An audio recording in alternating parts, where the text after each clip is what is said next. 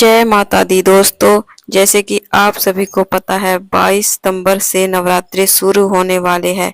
नवरात्रि के पहले दिन हमें पूजा कैसे करनी होती है, नवग्रह की स्थापना हम कैसे करें, अखंड ज्योत कैसे जलाएं और साथ में कलश स्थापना कैसे करें, क्या भोग लगाएं, ये सारी जानकारी आपको आज की वीडियो में मिल जाएगी। तो प्लीज वीडियो को शुरू से अंत तक जरूर देखिएगा। तो चलिए वीडियो शुरू करते हैं। तो सबसे पहले हम उस जगह को साफ सुथरा कर लेंगे जहां पर हमें चौकी लगानी है। और ध्यान रखें कि चौकी हमें ऐसी जगह पर लगानी है कि जिससे हमें पूरे 9 दिन तक चौकी को ना हिलाना पड़े। और सबसे पहले हम चौकी पर लाल रंग का कपड़ा बिछाएंगे।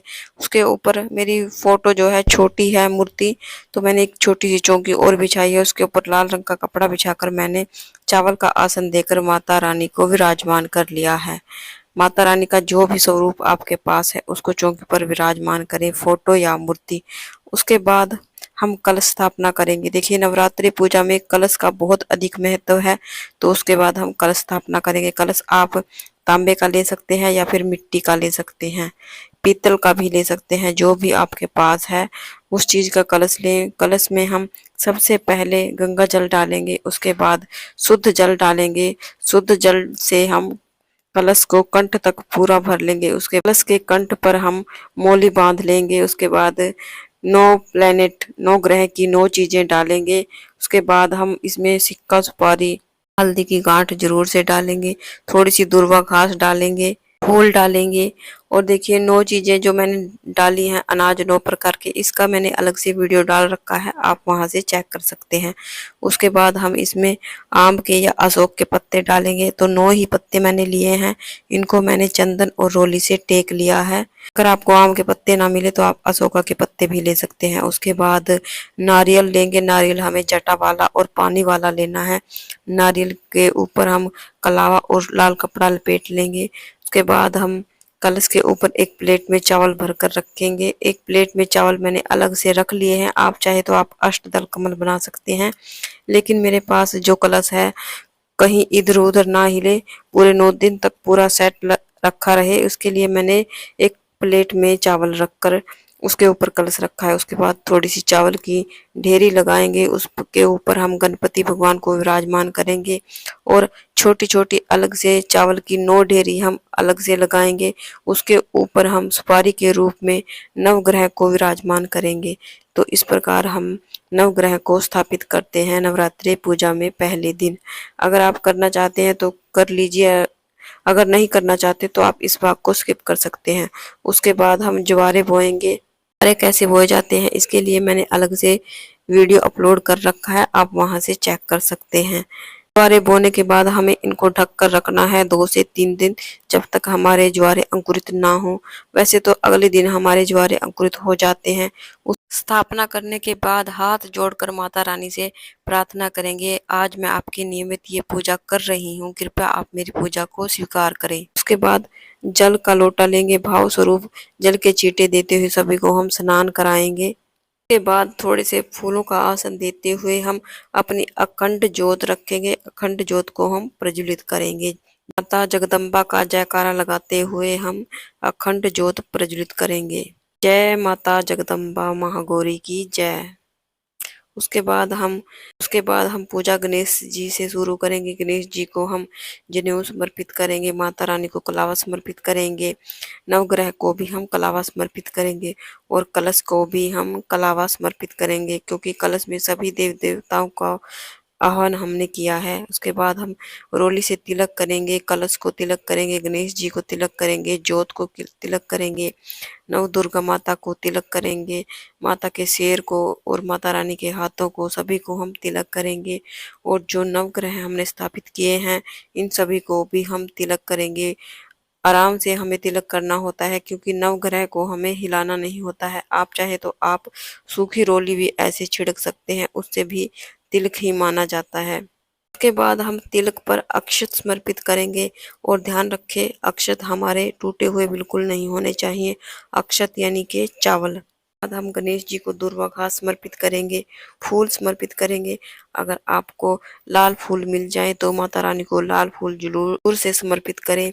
उसके बाद भोग समर्पित करेंगे। देखिए माता रानी को पान का बीड़ा जरूर से समर्पित किया जाता है।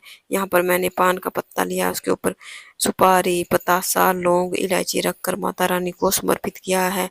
इस तरह से पान माता रानी को बहुत ही प्रिय है और माता रानी को पान का भोग देने से माता रानी अति शीघ्र प्रसन्न होती हैं।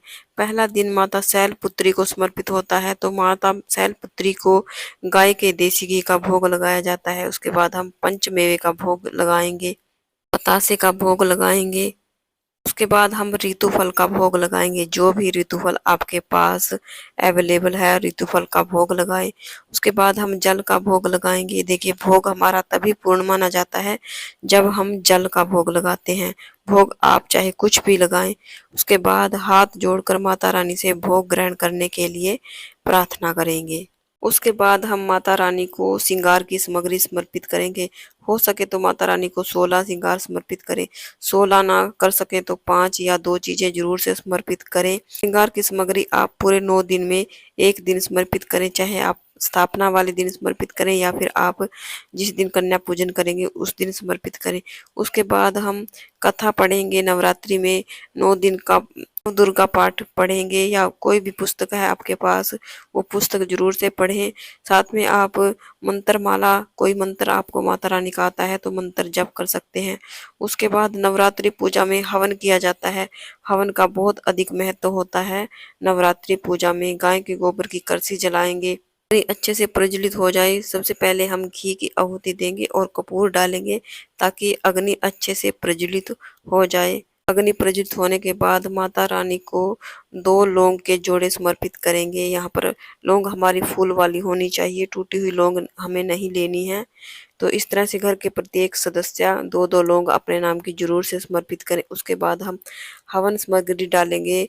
9, 11, 21 आहुति हवन सामग्री की जरूर से डालें। अगर हैं तो डालें, नहीं है तो आप भाग को स्किप कर सकते हैं। जो भी आपने भोग प्रसाद चढ़ाया है वो भी आप अग्नि में जरूर से डालें और साथ में 5 आहुति आप घी की डालें।